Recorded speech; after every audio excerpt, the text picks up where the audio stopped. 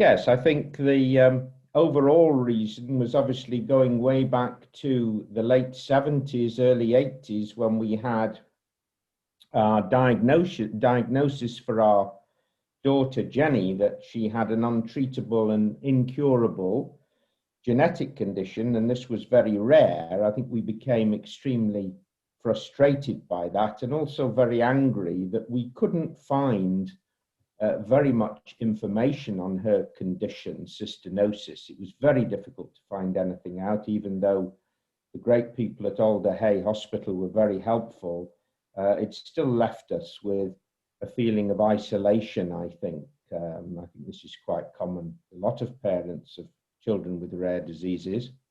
And we set about the idea that we would try and raise enough money for research into cystinosis, which was Jennifer's condition.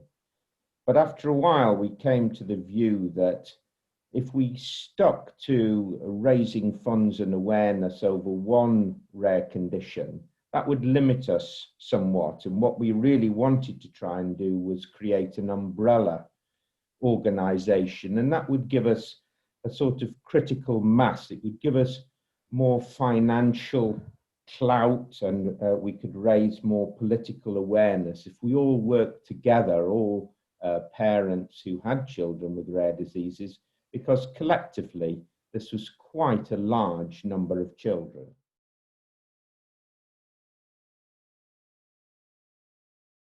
Early days, there was a lack of urgency that this was an important issue, despite there were many people who were sympathetic to the cause, especially those who knew us and Jenny.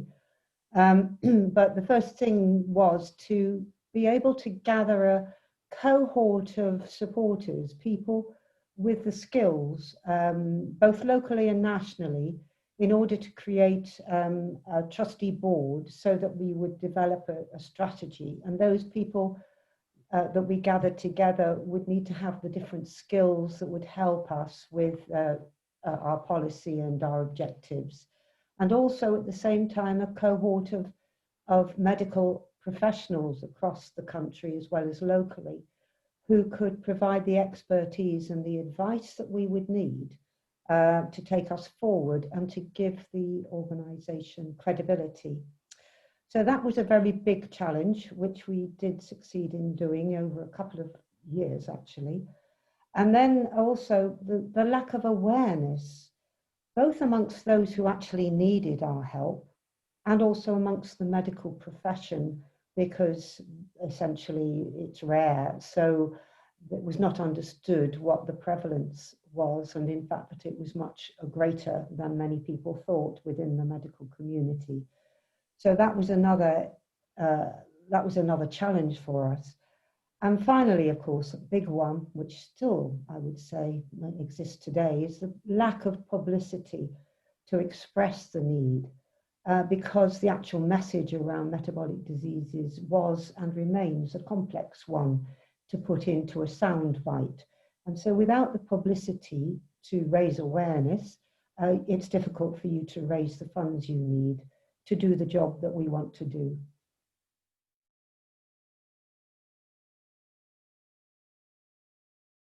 Up that point about awareness, I think that really has improved, and I'm proud that we've played a small part in increasing awareness amongst the medical and scientific community. I think that's helped with a speedier diagnosis for many parents. I think it's faster than it used to be. And I think we've helped also with the emphasis on newborn screening. And also in the early days, the charity played quite a part in helping with that screening and different screening programs. And still does, actually. Yes, I think there's been more research into metabolic diseases in general. And I think we've also helped quite a bit with the expansion of the numbers of drugs available, and especially orphan drugs, those drugs that it's very difficult to persuade pharmaceutical companies to become involved with, because of the financial implications of doing that. I think the awareness, going back to awareness, I think that was quite difficult for us in the early days when we used to have to actually write letters to people and wait for the reply. I think now with the internet and media platforms, that can all be done much more speedily, although of course it means that there are many more voices and one's got to try and make one's voice heard amongst all that noise. And I think that's been a problem for the public perception of rare inherited conditions. I think there's quite a long way to go before we improve the awareness of these conditions amongst the general public. It's quite hard to do.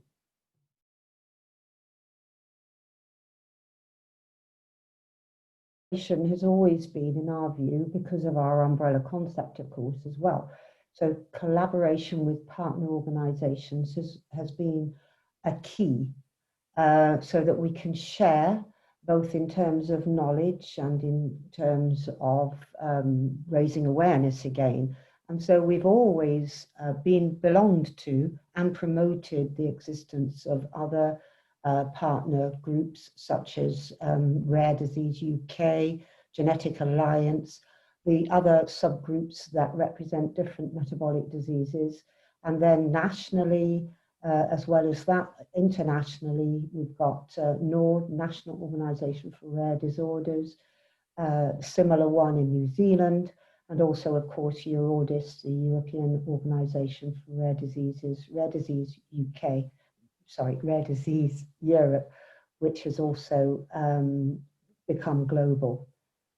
So those are key areas. Collaboration allows this information share.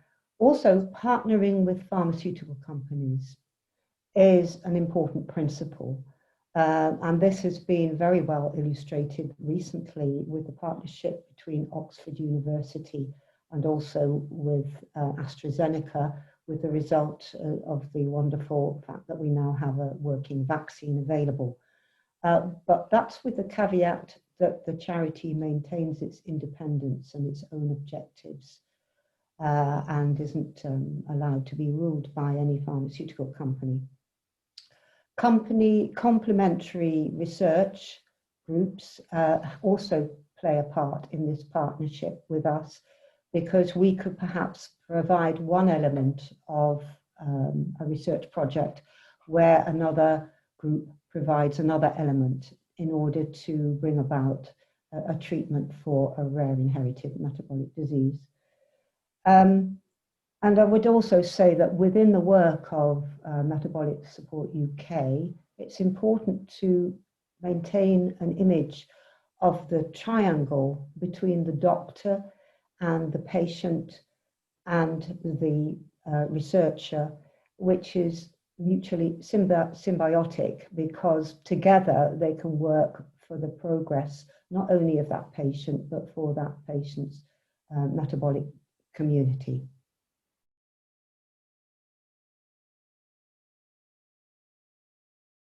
I think I would divide that up into three areas, really, when you're asking about proudest moments. I think for us, we've been very proud to initiate research over the years, and very often the first question that a parent used to put to us in the early days was, what research is going on and how can I help some research to come about? So we've initiated, supported, sometimes ourselves, sometimes in collaboration with other charities, some brand new research, and I think we're very proud of that, particularly when it comes to orphan drugs that we've tried to fight for with our links to different pharmaceutical companies.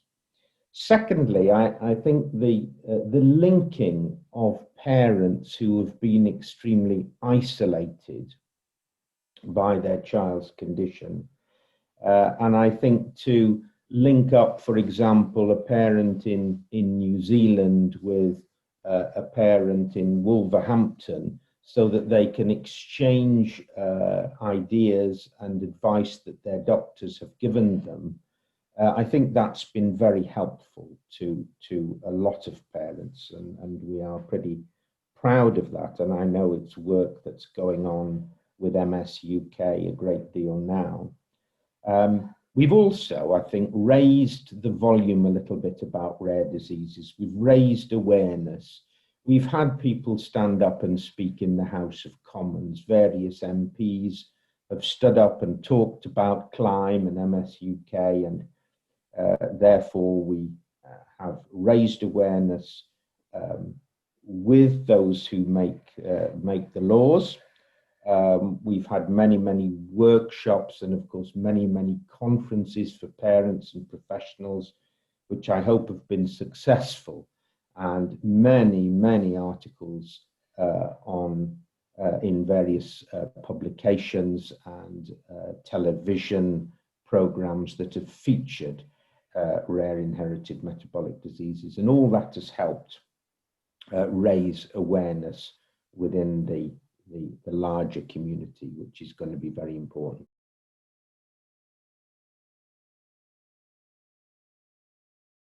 When we first produced a newsletter, which was actually 2 sides of A4, which were printed on the school cyclist style machine at Peter's area of work, we only had 14 diseases, but we did know that there were hundreds that could potentially be supported, and the important thing was to reach out to those hundreds that needed supporting, as we've said throughout this interview.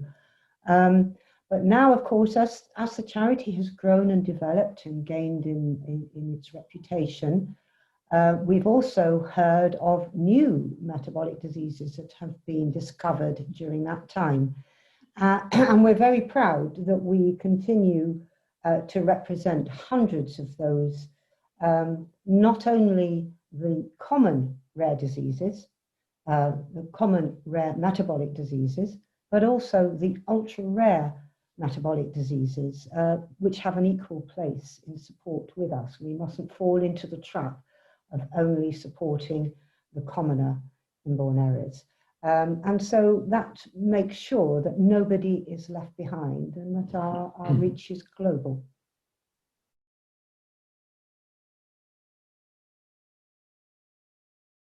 Going back to the idea of research, I think we would both like to see research in these difficult financial times, research supported, research into rare diseases supported. We'd like to see expenditure increased to help all those people who are working hard to find solutions for some of the families involved. That's point one. I think secondly, the support of parents should obviously continue and expand, and as far as possible, we should have as many meetings, face-to-face meetings, the ability to bring parents together with professionals around the world so that they can actually speak to them face-to-face about their child's problem. All of these workshops, conferences, clinics, social media contacts and emails and newsletters, not only through social media, but also those people who are perhaps not quite so savvy as far as social media is concerned. So all those contacts should be expanded, I think, to support parents and families. I think we should, in the future, strengthen and continue close cooperation with scientific community, with researchers and doctors and consultants trying to help our children. And in order to do that, in order to raise the profile, I think we must continue raising awareness, continue with as much publicity as we can muster. Perhaps with our 40th birthday, this is an example of when we could generate interest yet again in a new appeal and a new moving forward in raising publicity through all sorts of methods, including a dynamic website that I know people are working on